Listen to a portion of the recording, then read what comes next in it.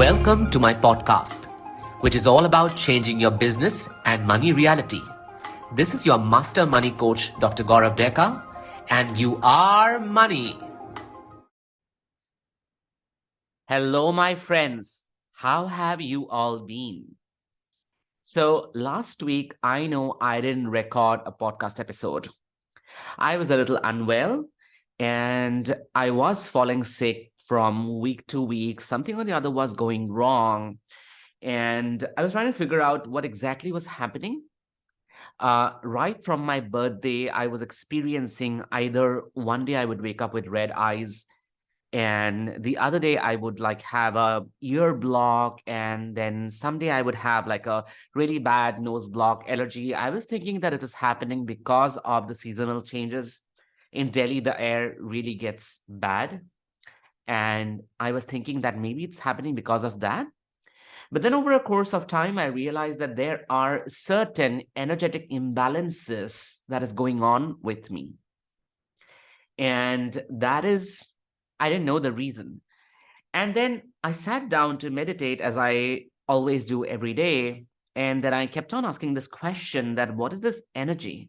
What energy is this that is like showing up in the form of these very ENT kind of way, ear, nose, and throat kind of way? It keeps coming back. And then right after the meditation, one of my friends from the States, he called up and he said that, hey, I want you to do this ritual for me. I want you to go to the Kamakhya temple, which is in Guwahati, and I want you to do this ritual for me. And I said, what is this ritual for? And then he explained that this is because this is for certain energetic imbalances. And then he described my symptoms. And then I said, wait a minute, I'm going through something similar, so I'll be the one to go, and I'll do it as soon as possible instead of like sending someone else to do it. So I went to Guwahati to the Kamakhya temple almost after more than a decade. And some of you may already know that the Kamakhya temple is the temple of the Devi. And we pray the Devi, the divine feminine goddess.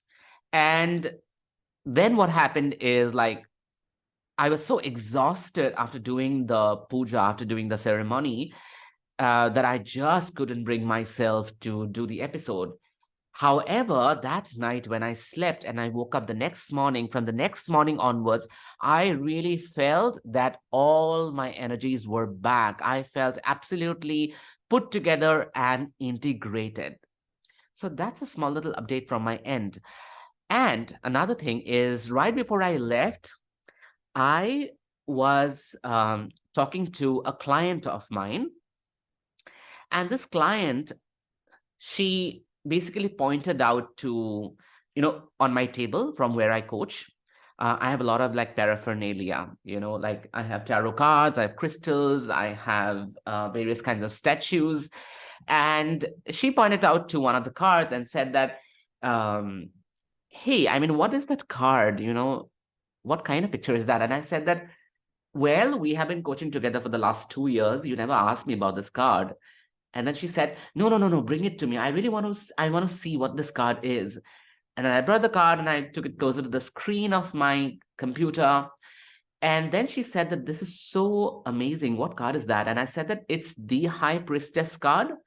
And it is done in the form of the Indian feminine, goddess, the Devi, because it was an Indian tarot card. The whole set was gifted by my partner, I think in our 5th or 6th anniversary to me. So, and I said that this is in the form of the Devi. And she said that's like, it's very captivating. And I said, that's true. It is really, really captivating. And then she said, I never point out this card. How come, I'm like drawn to it? And I said that probably because, I am thinking of a new program that is around the same lines, which is exploring the divine feminine and reclaiming the feminine power of structurelessness, of fluidity, of lightness and dissolution in this program. And then she said that, what is this program about? And I said that, I'm still devising the program.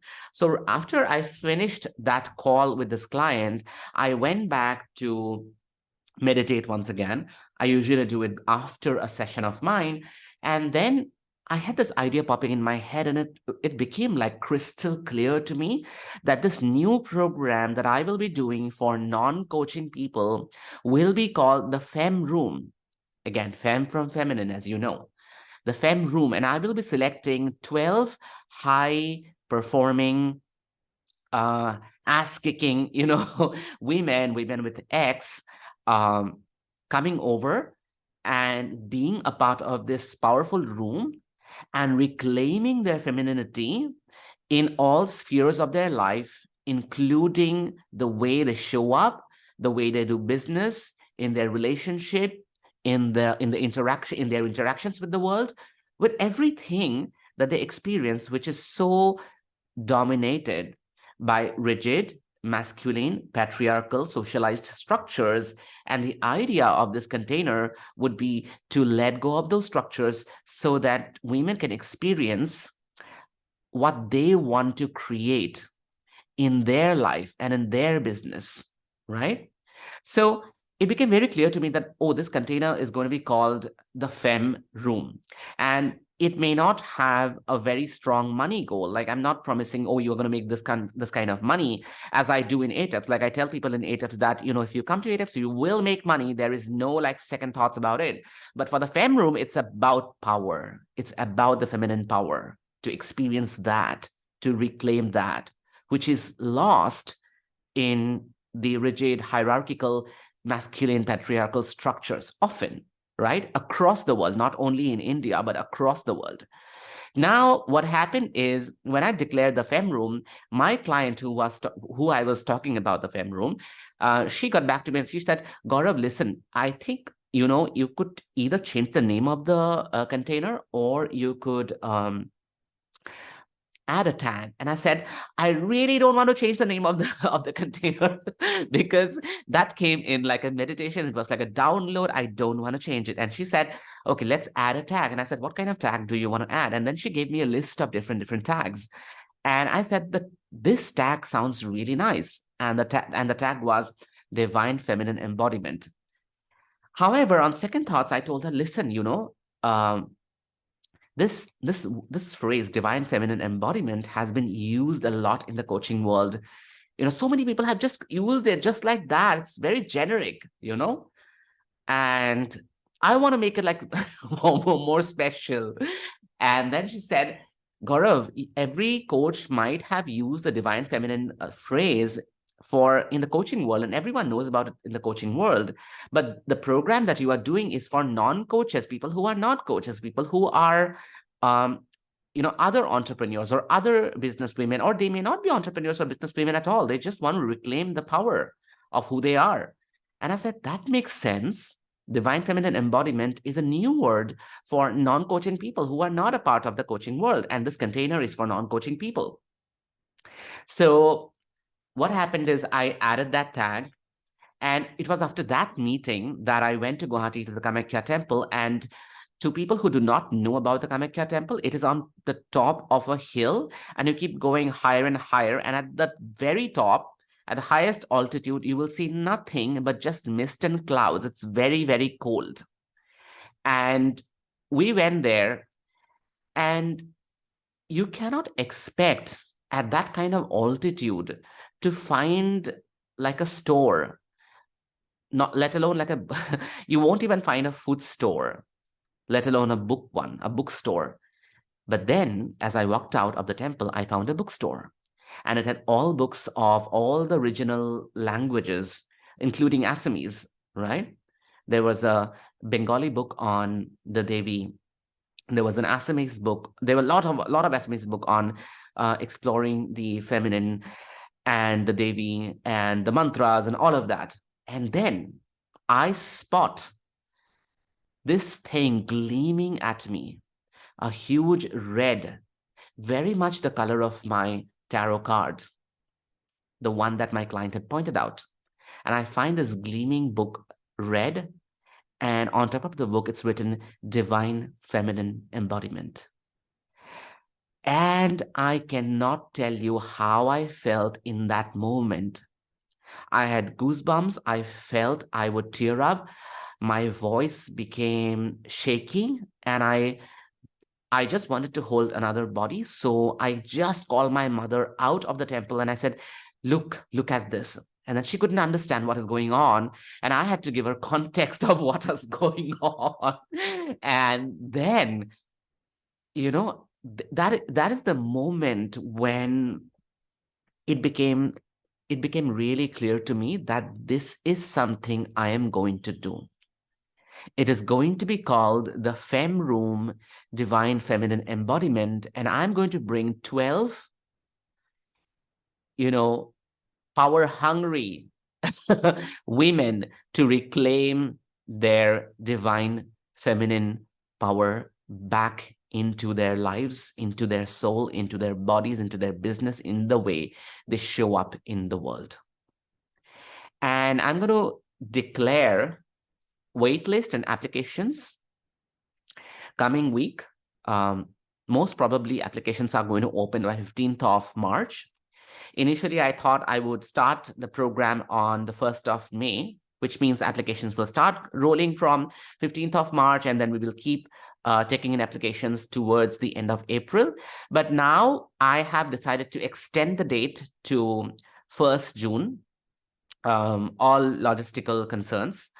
So we'll do it from 1st June, and we will keep on having applications rolling, and I will be basically selecting those applications and doing one-on-one consultation, discovery, or interview calls with whoever applies, so that I'm able to tell them that, I'm able to tell people who this room is for and who is it not for, right? Because we are going to do high intense trauma focused work. So it might not be suitable for each and every person applying.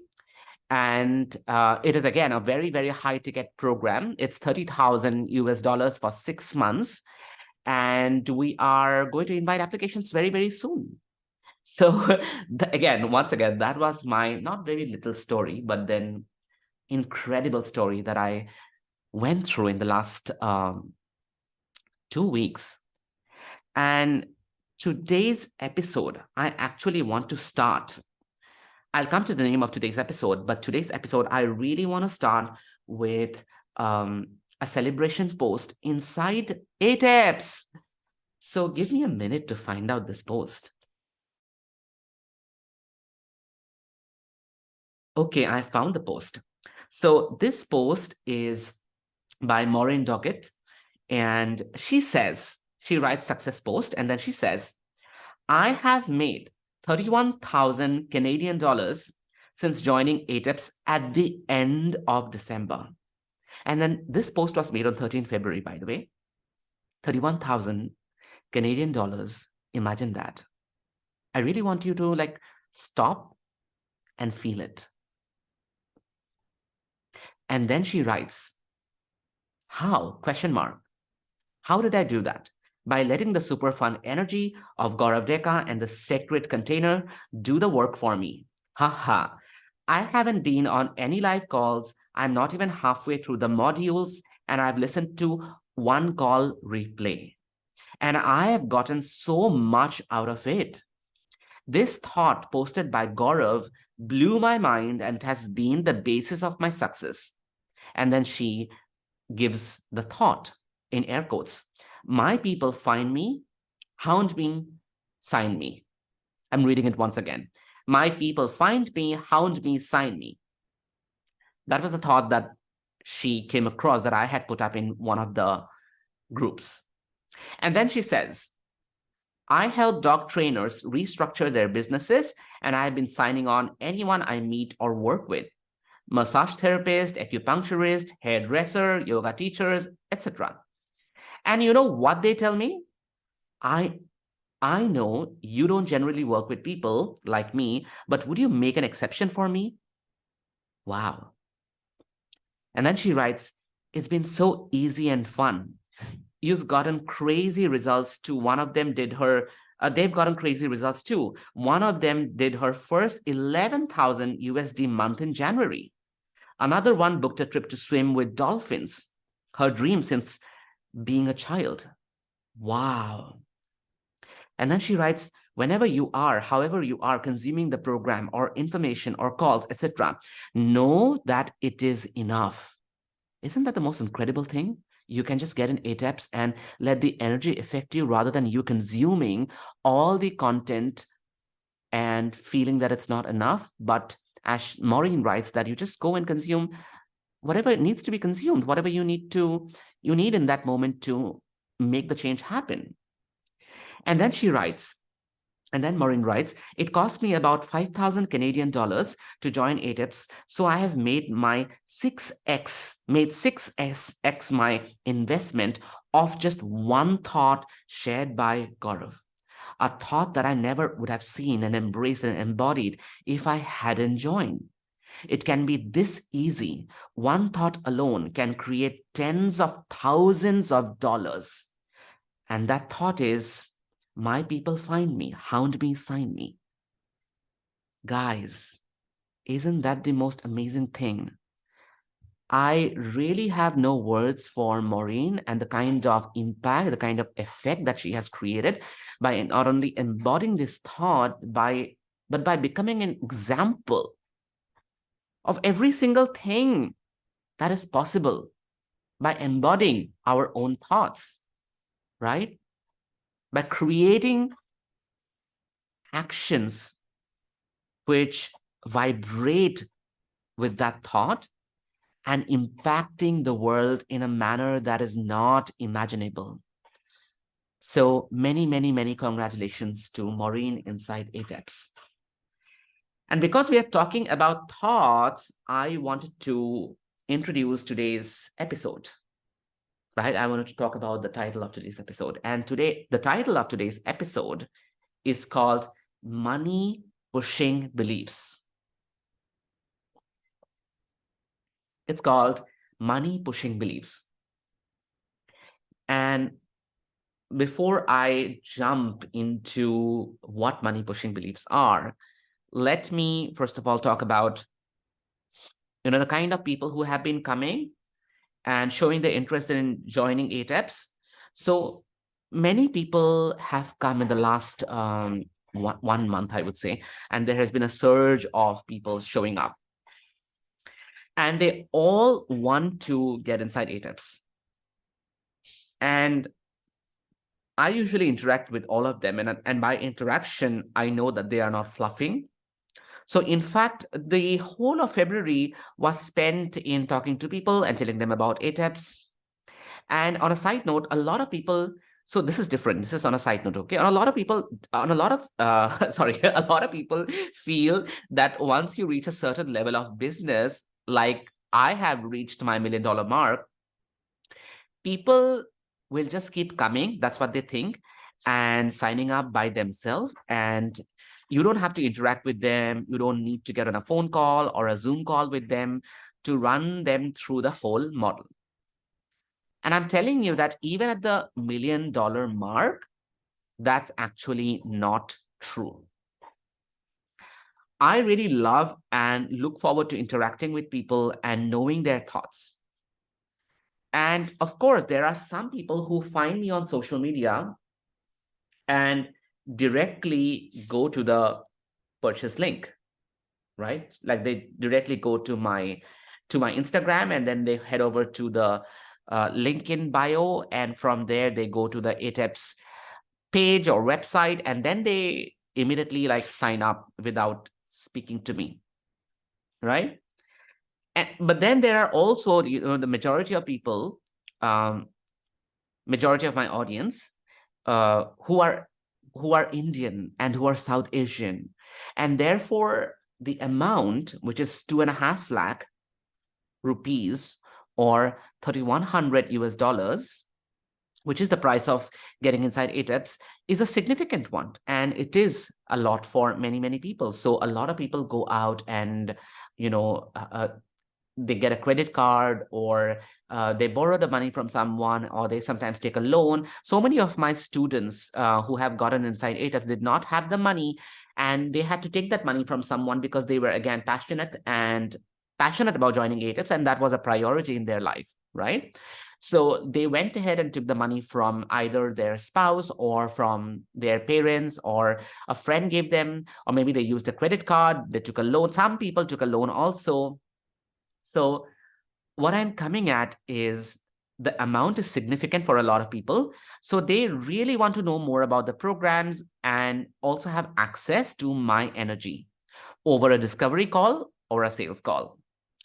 And the moment I am on call with them, I am very interested in knowing them, their problems, their money goals, and mostly about their coaching or healing business.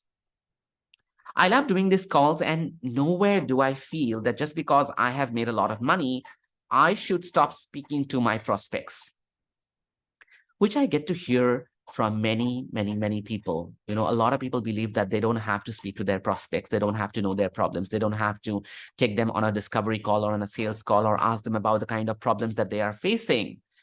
But then I believe it. And I think that that's truly how you build a community. That's how you are able to not just make the sale happen, but have a genuine interaction and connection with people and build relationships over time.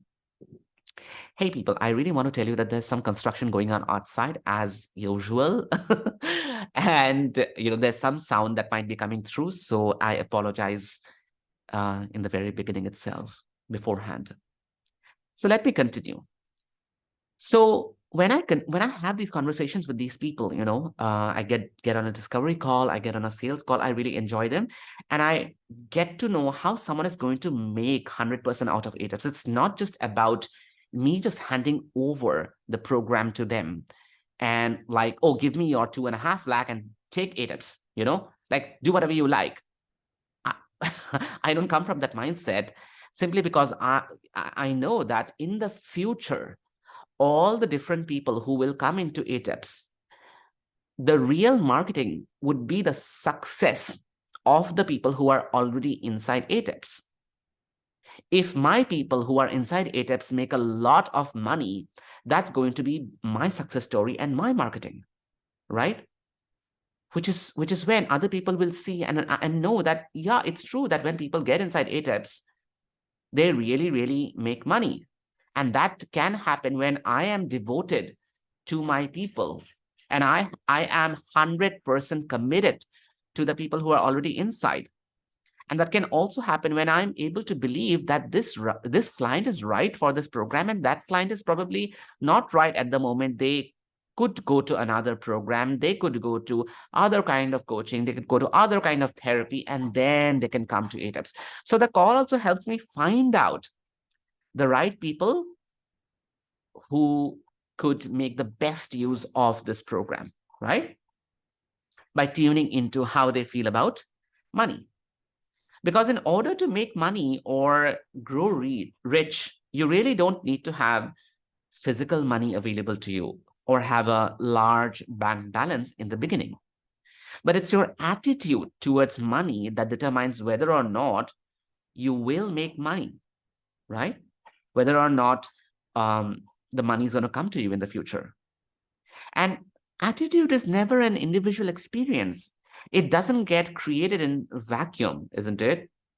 Like how I feel about money, how I think something is expensive, and the kind of emotion it brings up in my body is not only from my personal experience, but from a larger narrative. My feelings and emotions around money are formed by all of these different groups of people around me, like my family, the society, the culture I come from, the country I grew up in, which is why money beliefs are systemic in nature. And it does take more than just individual will to move past and go beyond these beliefs. And hence, constant inner work is required to give up these beliefs, which is why inside ATEPs, people keep bringing up the same belief and the same thoughts again and again. And every time I coach them, we go one step deeper and we go closer to where that belief has emerged from, right? So today, in today's episode, I'm going to talk about 5 important money pushing beliefs. And that brings us to the question, what exactly are beliefs? Beliefs are nothing but thoughts that you have been thinking over and over again for a very long period of time. And now they feel true and factual to you. So much so that you think that that is real. And because you believe in it so much, you keep on taking all your actions from that belief, thereby creating a reality based on that belief. And hence, you find evidences to support that belief. And then you keep sending the signal of that evidence to your reticular activating system in your brain. And, and your reticular activating system, the RAS, basically shows you evidence of that. For example, when you tell yourself that, I don't have money, I don't have money, I don't have money. So even when you do have money, your brain will trick you into believing that you don't have money, that you are always in lack, that even if you have the money, it's going to go away. And because that is your predominant thought, subconsciously, your actions are also motivated by that thought. So even if you end up making money, somehow or the other, by your own actions, that money goes away. So that you can believe in the fact that I don't have money. Now, I want to talk about the first money pushing belief, right? So the first money pushing belief is very common, and I get it a lot from so many people who inquire about getting inside ATEPs. And their first response is, I cannot afford it, right? So I cannot afford 2.5 lakhs. I cannot afford 3,100 US dollars. And this is irrespective of how much money they are making. There are people who do not make even $1,000 in a month, and those people have gone ahead and bought ATEPs. Then there are people who have talked about how they do make $5,000 to even $6,000, or let's say 5 lakh to 6 lakh rupees, and they find it expensive, or they say that I can't afford it. It's like out of my budget and all of that, right? And this happened to me. And I used to find these people even when I was doing one-on-one therapy and healing. And I was charging something like 2,500 rupees, which is $31, by the way. Even then, people would tell me, but Gaurav, why is this so expensive? We go to therapy for like 500 rupees. Why is it so expensive? 2,500, I can't afford it, right? So this is also my shout out and request to all the coaches and healers or service providers out there, that you will find people who will call out your services in a way that they can't afford it. They will ask you to reduce it, right?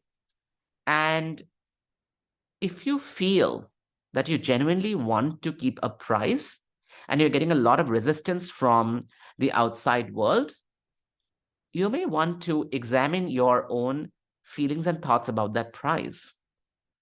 Because it's not the people, it's really not it's not the price that is expensive or more, but it's the fact that this kind of resistance by people to whom you are quoting that price, the 90% of the people who you will quote your price, whatever price you quote, is going to tell you that, I can't afford it.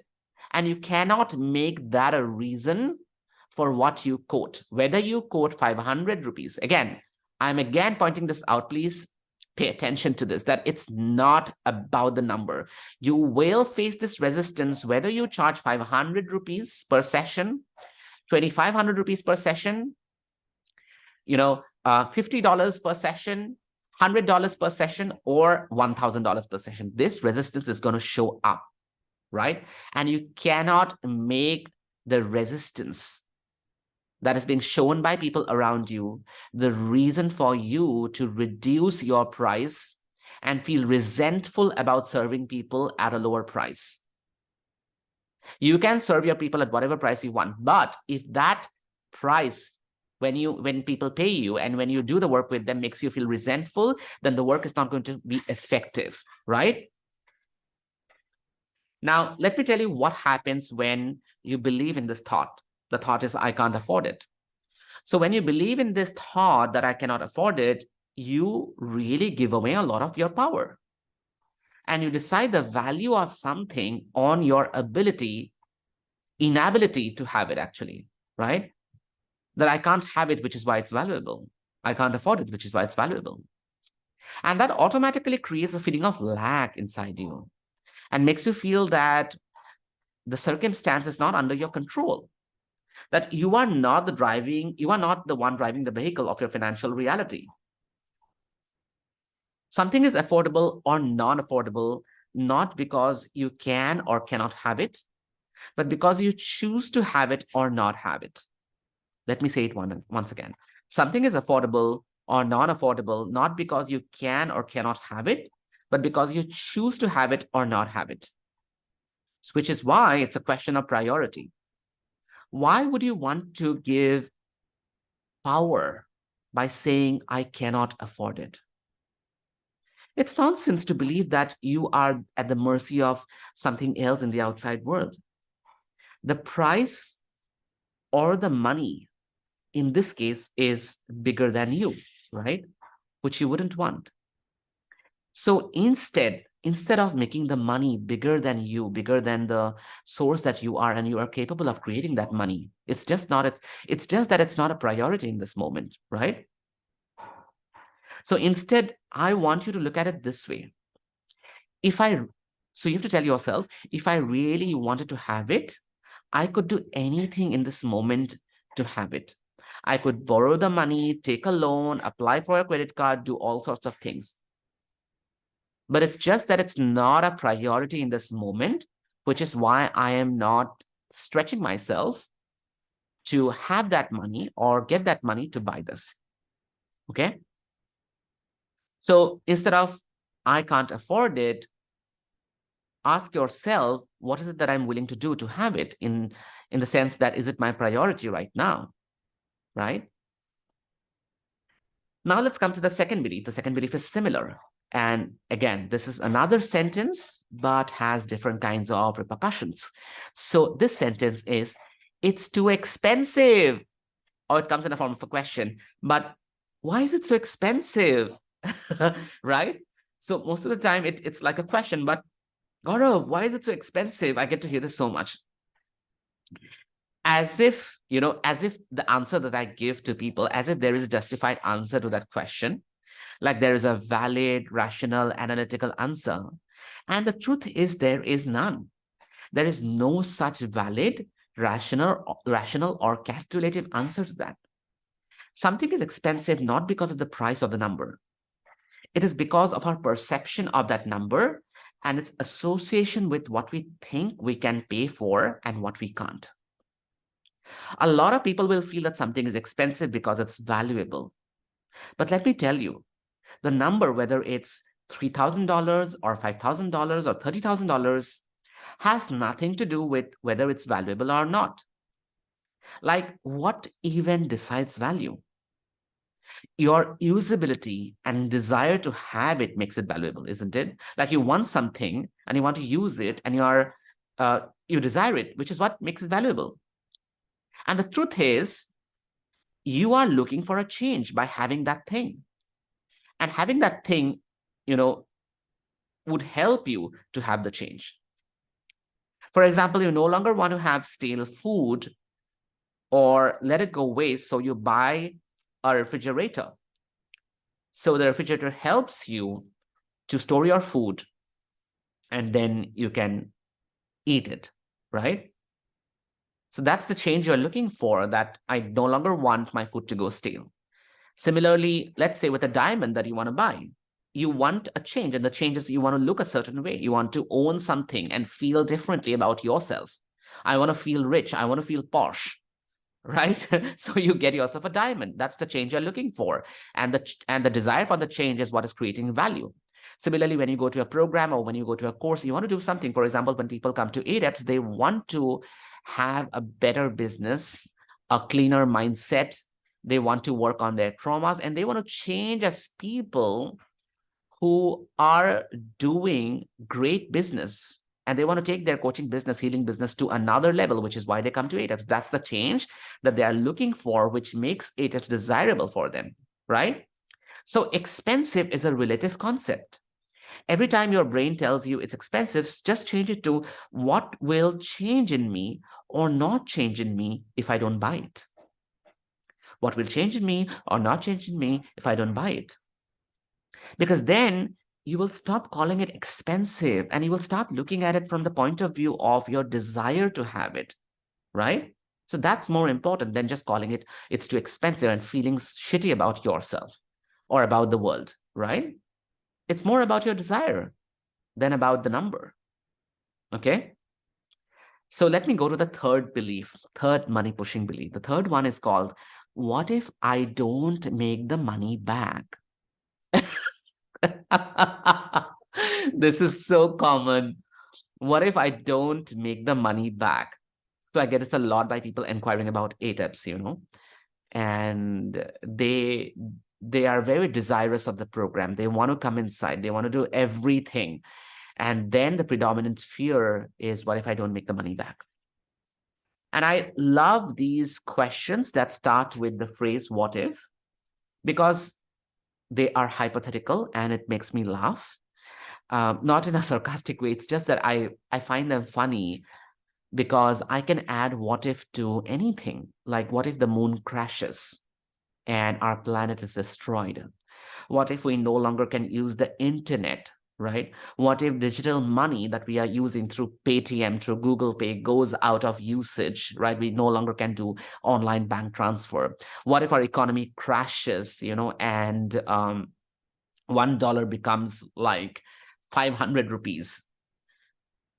All these are what if questions, and they all could be true in the future. But right now, they are not true. They are false, right? And the more I focus on them, the more I operate from the force and the emotion of that thought. And your brain gives you 60,000 thoughts in a single day. And all you do and all we do is we go and focus on a negative, right? Can we not have one thought from that 60,000 thoughts that we can focus on, which is positive, which is, what if I make the money back? What if it comes to me in a week? What if the moment I am inside the program or I buy this, I'm going to have exactly what I came for? What if I could just take 100% out of this program, this course, and it did not matter what was being delivered? What if I was committed instead of what if I can't be committed, right? So our brain is trained to look for negative what ifs all the time because it just wants to be secure, right? By eliminating all kinds of worst possible outcomes. So what if I cannot make the money even after the investment? What if it doesn't work out for me? What if no one buys my offer? What if I am not committed enough to make it happen? What if I'm met with ridicule and I have to close shop? Like every possible worst case scenario, right? And as I said, that the only way to look at these thoughts as thoughts is, what if, whatever my what if is, if it is true or not, and if it is happening right now. Because if it's a what if, it's not happening right now, it's happening somewhere in the mythical future, right? So the moment you bring your consciousness to the now, the strength or the power of the what if dies. Because it's not true. It's not happening right now. I listen to a lot of Abraham Hicks, and they are one of my most favorite law of attraction pioneers.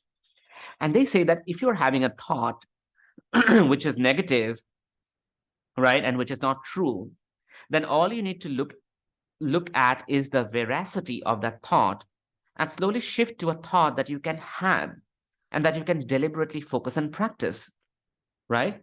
Like, as I said, what if I make the money back in no time? If that was true. Because if what if the moon crashes on planet Earth and kills everyone could be true. What if I make the money back in no time or in a week's time could also be true, right? What if I sign up 3 clients right now is also true.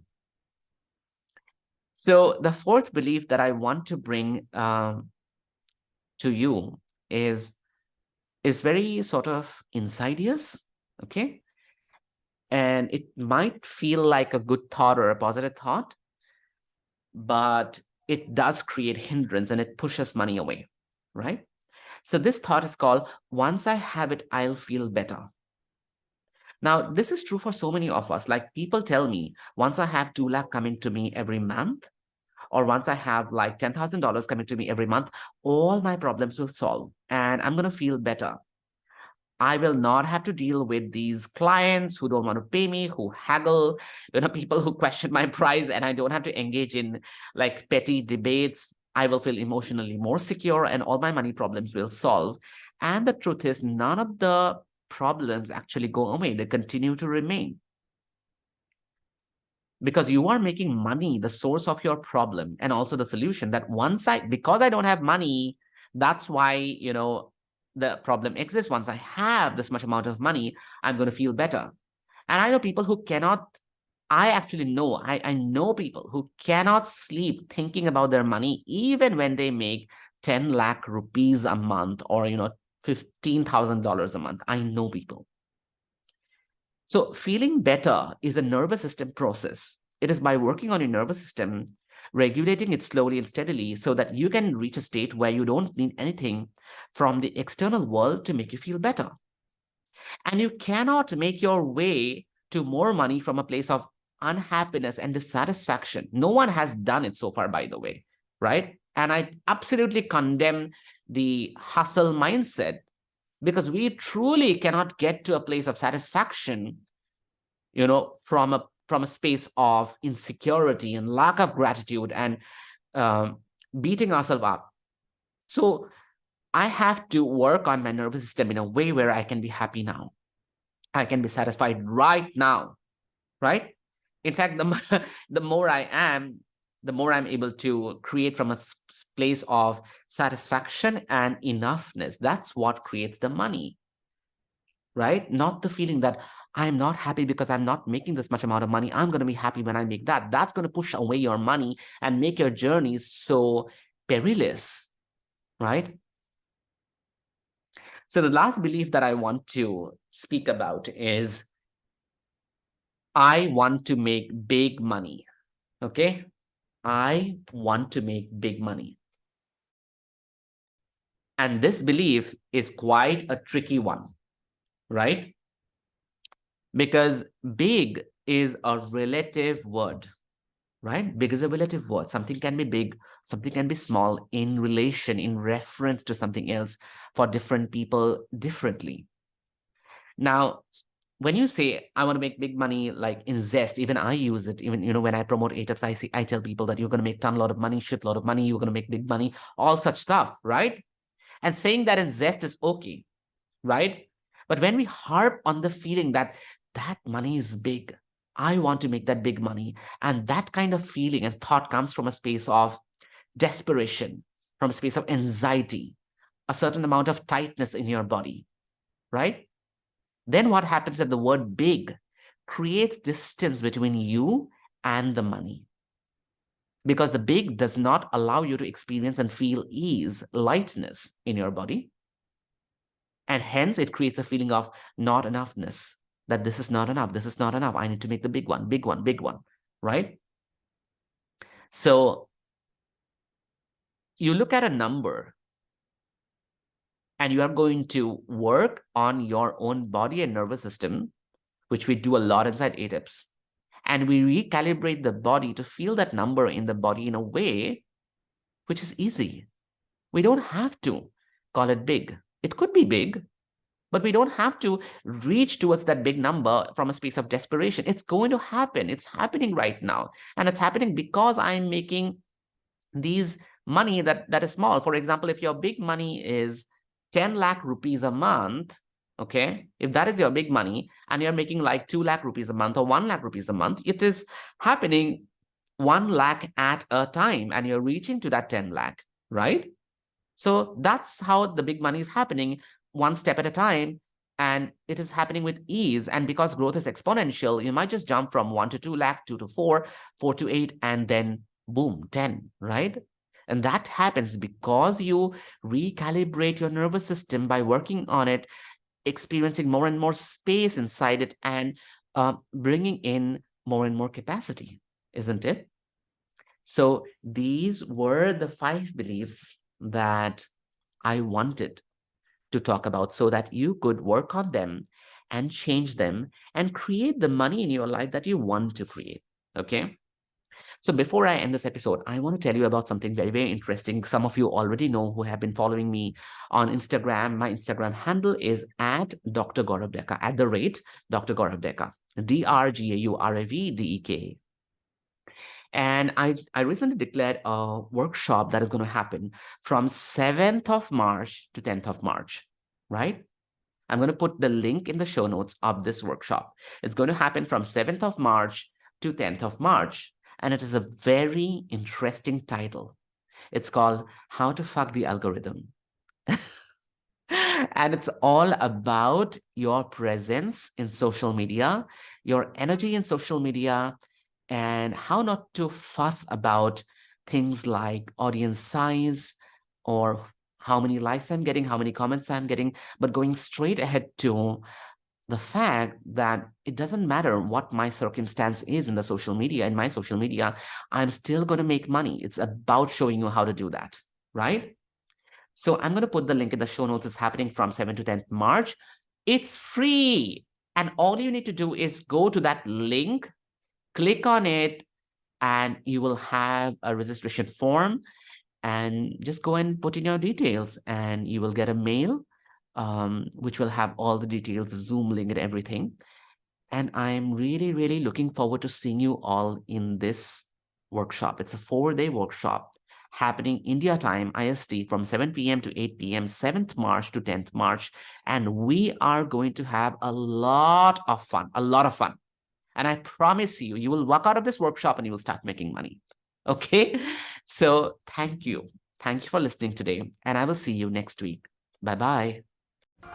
If you enjoyed listening to this podcast and are willing to change your business and money reality, head to my free coaching community on Facebook called You Are Money. Link is in the show notes. And do not forget to leave a review on Spotify.com or Apple Podcast. Thank you so much.